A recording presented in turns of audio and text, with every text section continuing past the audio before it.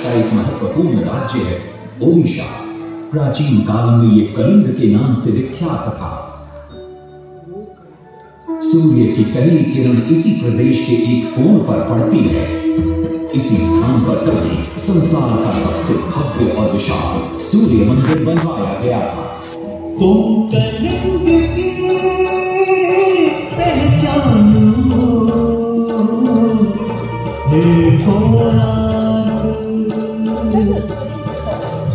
इतिहास का स्वाभिमान हो,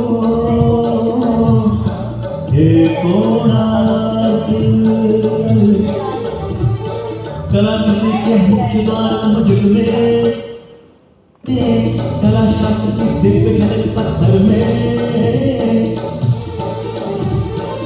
विश्व गुरु भारत के गौरव, आज दया के पात्र हो क्यों। कोणार्क कोणार्क कोणार्क कोणार्क। सैकड़ों साल पहले की बात है। पुरातात्विक दस्तावेज के तौर पर संग्रहित पुस्तक मादला पांजी और बाया चकड़ा में उल्लेख है कि 13वीं सदी में गंग वंश के राजा लांगुला नरसिंह देव ने इस सूर्य मंदिर का निर्माण करवाया था। नरसिंह देव युद्ध में बड़े प्रवीण और शक्तिशाली थे और मात्र 18 साल की उम्र में वे अपने पिता राजा अनंग भीम देव की विशाल सेना के प्रधान सेनापति नियुक्त कर दिए गए थे।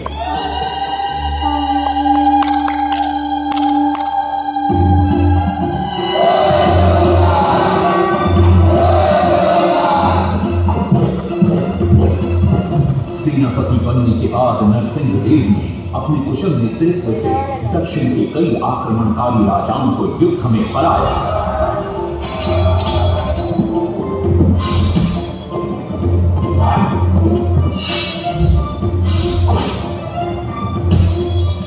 और उनके राजकोष पर कब्जा कर लिया।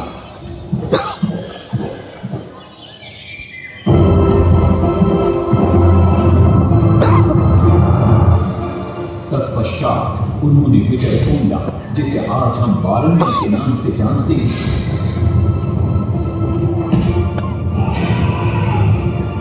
कि काकतीय वंश के राजा गणपति को परास्त किया और उनके राजकोष पर भी कब्जा कर लिया। 3 वर्षों तक निरंतर युद्ध के पश्चात जब वे बहुत सारी धन संपदा देकर कलिंग लौटे तो राजमहल में उनका भव्य स्वागत हुआ।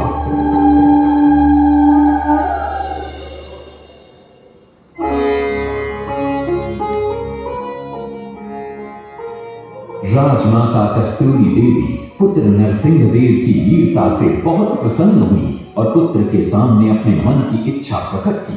कहा, तुम्हारे पिता ने शंख क्षेत्र पुरी में भगवान जगन्नाथ का भव्य मंदिर बनवाया है। मैं चाहती हूँ कि तुम पद्म क्षेत्र कोणार्क में उससे भी भव्य और विशाल सूर्य मंदिर बनवाओ। किंतु नरसिंह देव माता से प्रति प्रश्न करते हैं, सूर्य मंदिर ही क्यों, और वो भी कोणार्क में? तब राजमाता कस्तूरी देवी बतलाती है, द्वापर युग में भगवान श्री कृष्ण के पुत्र सांब बड़े ही सुंदर और सुकुमार थे। वो नारद मुनि को चिढ़ाया करते थे। एक दिन नारद मुनि ने सांब को सबक सिखाने की योजना बनाई और उन्होंने सांब की सुंदरता की प्रशंसा कर उन्हें गोपियों के साथ जल क्रीड़ा करने को उकसाया। वहीं दूसरी तरफ भगवान श्री कृष्ण को जाकर कह दिया कि सांब अपनी मां समान गोपियों के साथ जल क्रीड़ा कर रहा है। श्री कृष्ण इस बात से बहुत क्रोधित हो जाते हैं और वे सांब को श्राप दे देते हैं, जिस सुंदरता का तुम्हें अभिमान है वो तत्क्षण नष्ट हो जा। सांब को कोढ़ हो जाता। जब सांब राजमहल लौटते हैं और मां जाम्बदेवी को ये पता चलता है कि पिता श्री कृष्ण के श्राप की वजह से सांब की ये अवस्था, तो सारी रानियां क्रोधित हो जाती हैं। नारद जी को बुलाया जाता है। वे रोग मुक्ति का उपाय बतलाते हैं। वे कहते हैं, सूर्य की पहली किरण उग्र देश के एक कोण पर पड़ती है जिसका नाम कोणार्क है, शाम को वहीं जाकर सूर्य की आराधना करनी होगी।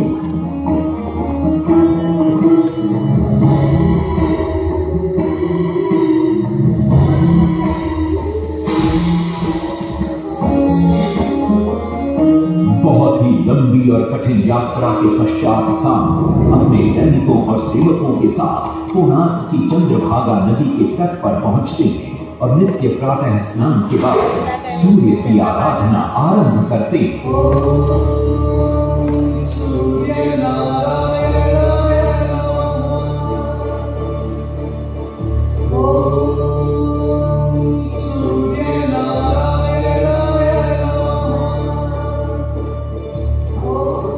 अन्न जल त्याग कर 12 साल की कठिन तपस्या के बाद सूर्य देव प्रसन्न होकर प्रकट होते और शाम को रोग मुक्त होने का वरदान देते।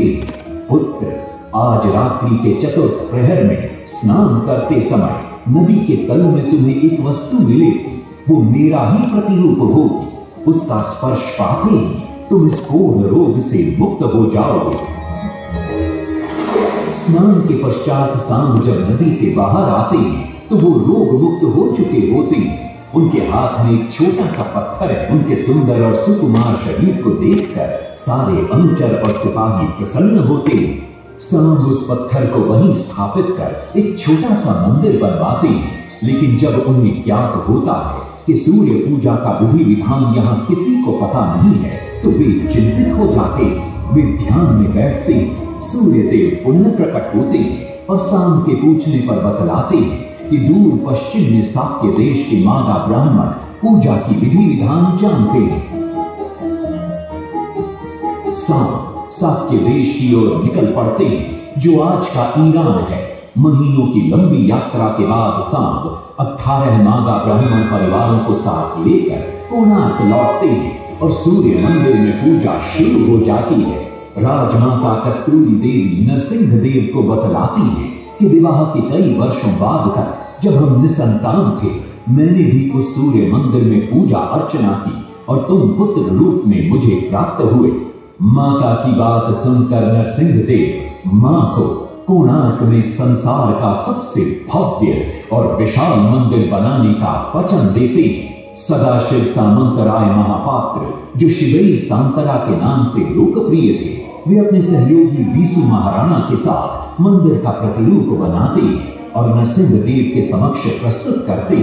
नरसिंह देव मंदिर का प्रतिरूप देखकर अभिभूत हो जाते और शीघ्र मंदिर निर्माण कार्य आरंभ करने का आदेश देते। दूर दूर से बड़े बड़े पत्थर लाए गए, जितने पत्थर डाले गए सारे टूट गए। आदमी को पाला उसमें डाले गए, नहीं पता ताला सारे टूट गए। सिर में सांतरा हुए परेशान, किस विधि मंदिर बने। सिर में सांतरा हुए परेशान, किस विधि मंदिर बने।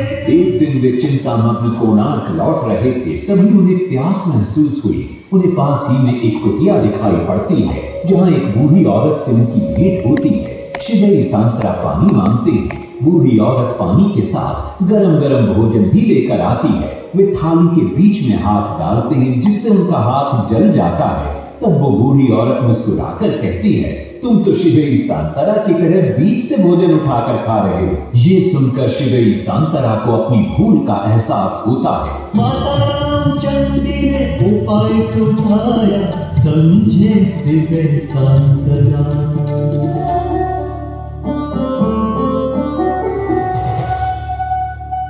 तत्पश्चात वो किनारे से पत्थर गरमाना शुरू करते हैं और मंदिर निर्माण का कार्य तेजी से आगे बढ़ने लगता है।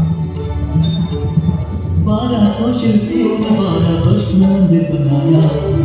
घोड़े साथ सजा कर रथ में समय जो चल बताया।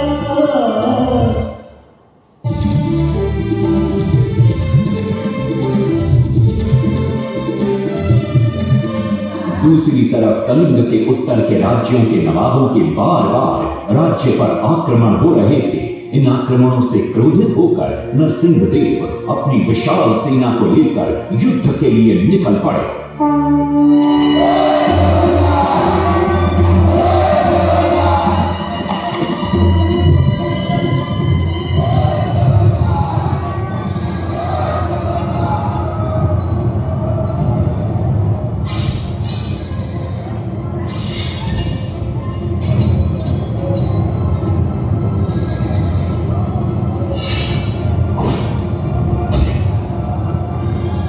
शक्तिशाली गौड़बंग के नवाबों को भी युद्ध में परास्त कर दिया और उनसे प्राप्त सारा धन अपने कब्जे में लेकर सूर्य मंदिर के निर्माण कार्य में लगा दिया। 1200 कारीगरों के अथक प्रयास से 12 साल बाद विशाल और भव्य सूर्य मंदिर बनकर तैयार हुआ। उस समय के लोगों में वास्तुशास्त्र, ज्योतिष शास्त्र और खगोल शास्त्र का जो ज्ञान था, उसे देखकर आज के बड़े बड़े वैज्ञानिक भी आश्चर्यचकित रह जाते हैं। कई प्रयासों के बाद भी मंदिर के गुंबद पर कलश स्थापित नहीं हो पा रहा था। क्रोधित नरसिंह देव ने आदेश दिया कि कल प्रातः काल तक यदि कलश स्थापित नहीं हुआ तो सबके सर धड़ से अलग कर दिए जाएंगे। सभी शिल्पकार घोर चिंता में डूब जाते हैं।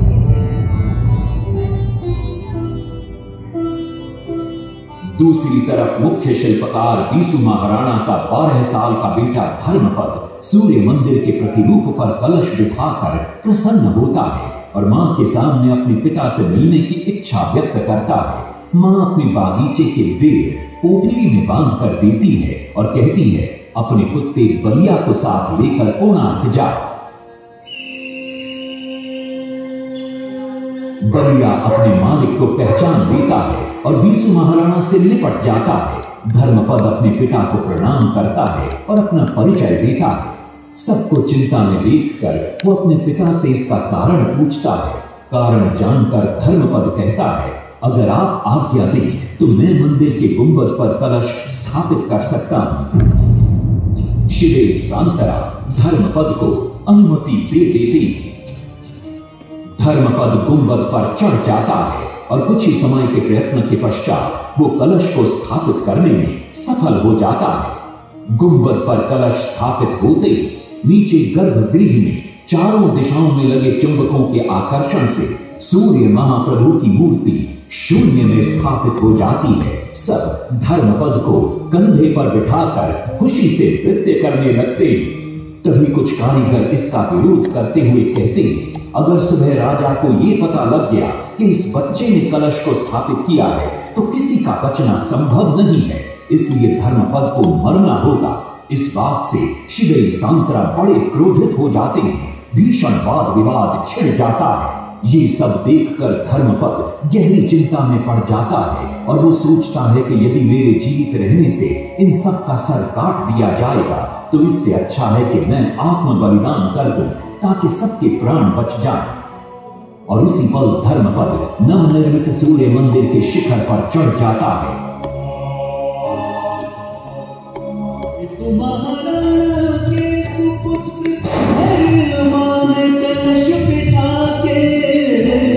त्याग दिए निज प्राण शिल्पियों का मान बढ़ाया। वास्तुशास्त्र के अनुसार बना सूर्य मंदिर।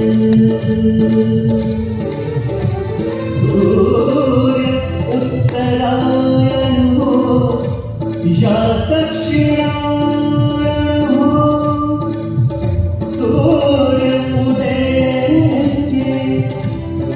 आज भी पहले किरण पड़ते प्रभु के ऊपर।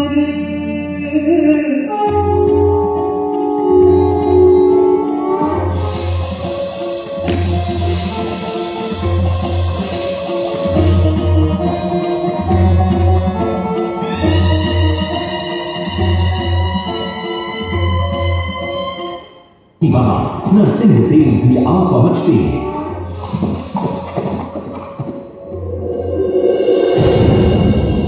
और सूर्य महाप्रभु को शून्य में स्थापित देख वे भी आनंद से भर जाते और श्रीदेवी शांतरा की भूरी भूरी प्रशंसा करते। वो ये भी घोषणा करते कि माघ शुक्ल पक्ष की सप्तमी को मंदिर की प्राण प्रतिष्ठा की जाएगी। लेकिन श्रीदेवी शांतरा कहते, राजा तिथि तो अच्छी है, लेकिन मंदिर की प्राण प्रतिष्ठा के लिए ये शुभ नहीं है। किंतु राजा अपनी बात पर अड़ जाते। श्रीदेवी शांतरा को दुख होता है और कोई वाद विवाद किए बिना वे हमेशा के लिए वहां से चले जाते।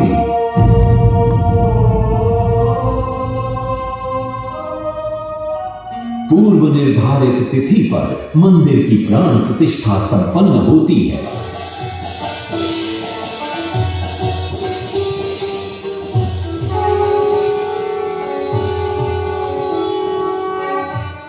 लेकिन कुछ दिनों बाद अमंगल होना शुरू हो जाता है। सबसे पहले विराट सिंह की मूर्ति नीचे आ गिरती। तत्पश्चात मंदिर की शिलाओं का गिरना भी शुरू हो जाता है। नरसिंह देव को अब समझ में आता है कि श्रीदेवी शांतरा का कहना सही था, लेकिन देर हो चुकी थी। बहुत साल बाद मंदिर के आसपास जंगल उगाए और ये मंदिर घने जंगलों के बीच छुप गया। जब अंग्रेजों ने जंगल के बीच इस मंदिर को देखा तो उन्होंने इसका पुनरुद्धार किया। आज आप उसी विशाल मंदिर के भग्नावशेष देख रहे हैं। ये है इस प्रसिद्ध मंदिर की कथा। अब इस कथा में कितनी सत्यता है और कितनी कल्पना है ये तो किसी को नहीं मालूम, लेकिन ओडिशा की जन श्रुतियों में यही कथा विद्यमान है।